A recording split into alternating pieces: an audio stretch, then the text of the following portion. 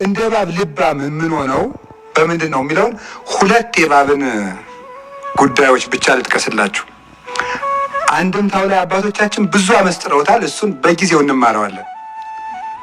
አሁን ግን እዚህ ርዕሴ ጋር ብቻ የሚገናኘውን ነው። እባብ ሁለት ብልሃቶች አሉት።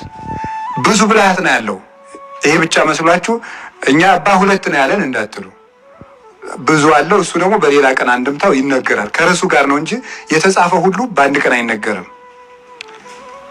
ሁለቱ ብልሃቶቹ አንደኛው አንዳንድ እባብ ነው። ግን ከእባብ አይነቶች ሲዋኝ ራሱን ብቻ ብቅ አድርጎ የሚዋኝ እባብ አይታችሁ ታውቃላችሁ? ራሱን ብቻ ብቅ አድርጎ ይዋኛል። እንደገና ደግሞ ሲመታ ቶሎ ብሎ የሚቀብረው ምኑን ነው?